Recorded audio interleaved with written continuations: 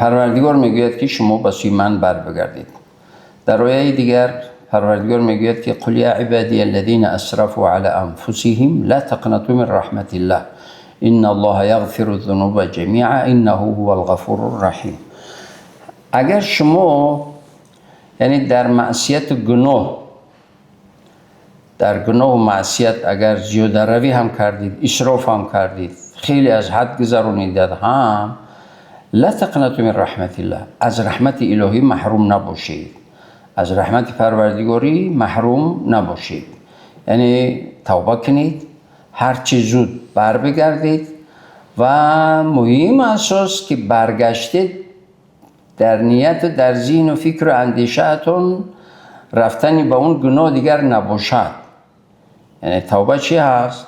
توبه همونی رو میگویند که میگوید پروردگار من توبه کردم، در غفلت موندم، شیطان غافلگیرم کرد، توبه کردم، دیگر نمیکنم.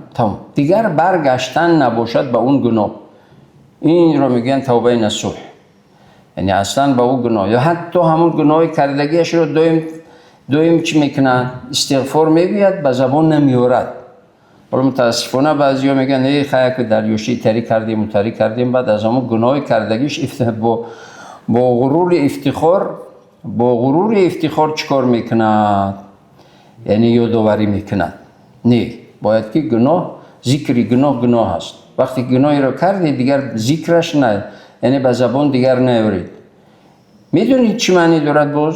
ولی بعضیا از گناه کردگیش پیش دیگر رو وای من دغدغه ایتر کردم و دیگر کردم. همه مردم رو با همون گناهش چی میگیرد؟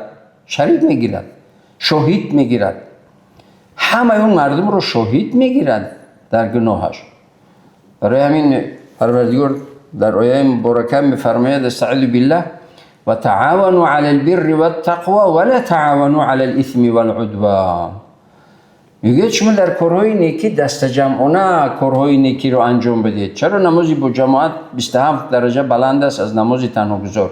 برای همه اون مردم شاهدی میدین که شما در مسجد بدید، شما نماز گذاشتید، شما توبه کردید، شما دعا کردید، شما یعنی دیگر پروردگار هم میگفتید، شما الله میگفتید، اونا شاهدی میدهند. این تأثیر دارد. حالا کاری خیری رو چی باغ، راه، مکتب، یتیمخانه، مسجد سهم میگذارید. یک گروه مردم، یک مجموعه از مردم چیکار میکنن؟ سهم گذاری میکنن. شما هم شریک میشید در این کار خیر. فردا روز قیامت همونایی که اون کار خیر رو انجام دادن همگی میگن پروردگار من اون کار نیک رو کردم، فلانی ها با من بودن در این کار خیر. اون که نام خودت رو ذکر میکند، کامیابی خودت رو اگر چندی بخواهد هم اساس کامیابی خودت نیست که خودت رو کامیاب کند نجات بده. نه، نجاتی خودش رو میخواهد که پروردگار رو اگر که حالا دیگر من شهید دارم در کار خیرم، فلانی در این کار خیر ما یک جای انجام دادیم، این کار خیر کردم من، پروردگار رو اجرش رو به من عطا کن. در کارهای خیر میگوید همیشه دست جمعانه کارهای خیر رو انجام بدهید و تعاونوا علی البر والتقوى. تعاون یعنی همکاری کنید در کارهای خیر. ولا تعاونوا علی الاثم والعدوان.